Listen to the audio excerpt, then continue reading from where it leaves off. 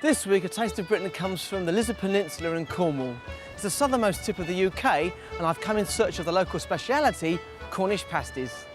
The Cornish have always seen themselves as different to the English, a Celtic race with their own customs, language, and even food. The origin of the Cornish pasty is a bit of a mystery, but it's always been closely associated with the Cornish miner. Not only was it a great hand warmer, but it was a perfect main meal throughout a really tough working day. They say at the bottom of any hole in the world you'll find a Cornishman digging, his pasty by his side.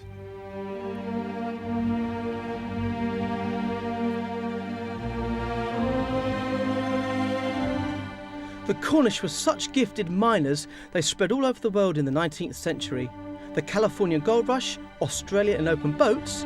Anywhere there was mining to be done, the Cornish would go, taking their pasty recipes with them across the globe. Cornish pasties are big business, and we eat 3 million of them a week. That equates to £150 million a year. The Cornish have crowned Anne Muller the high priestess of the perfect pasty. Woe betide any French president who dares criticise our food. Such is her fame far and wide, pie pilgrims come from all over the world to her pasty shop on the Lizard. Busy, isn't it? Well, here we have the ingredients for the classic Cornish pasty. Right. To make them true Cornish pasties, Anne sources all her ingredients from local farmers and the village butcher. That skirt is wonderful. Yeah. And Colin, can I have 4 pounds of sausage meat for tomorrow morning? Yeah. Yeah, we'll do. Thanks a lot. Skirt of beef, if possible. It's a stewing meat. Turnip. That is a Swede. It's known as a Swede in England. In Cornwall, we know them as turnip. Onion, potatoes, all grown locally. How do you make your pastry for pasties? It's a short crust method. But you can use anything. Right, okay. You could buy pastry from a shop and wholemeal or anything you like, anything you prefer. Right, better crack on, it's nearly lunchtime. Yeah. Well, I'm going to have a go at this, Anne. Do you trust me? Just a little. Meat? It's like making pizza. So, yeah. Actually, I think it's been making pizza in Italy. No, quite. He told me off for not too doing much that. meat. Otherwise, it'll be made too much juice and it'll come out on the tray. Oh, is that right? That's a very important point. And how many a day? Well, anything between 100 and 500. It depends on the time of the year. Depends on the weather to a certain extent. That's pretty cool. Look at that. That is cool. Now this is the crimping part. This is the hard part. You bring the rounds together. Yep. You bring the edges together in the middle, and then you just press them together. To seal them? Yeah. And then you pull the pastry over, inwards, over, inwards, over, inwards.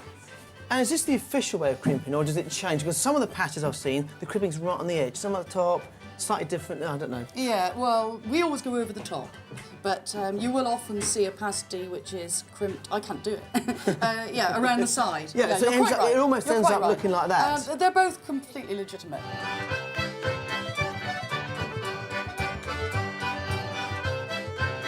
Professional on the boy. It's interesting that you wouldn't have thought those raw ingredients would cook, but they actually do. I mean, steak generally, takes something like between 2 hours, 2.5 hours to braise in an oven, but it cooks incredibly quickly.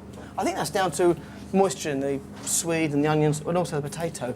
What with the pastry being quite elastic, what ends up happening is all the steam's kept in. What you do in the end is get a complete meal cooked perfectly. And what do you say to chefs who cook their food, their mince and stuff beforehand? What would you say to them? Oh, I wouldn't like to tell you. As usual, Anne sells every last pasty, so her working day is over by mid-afternoon.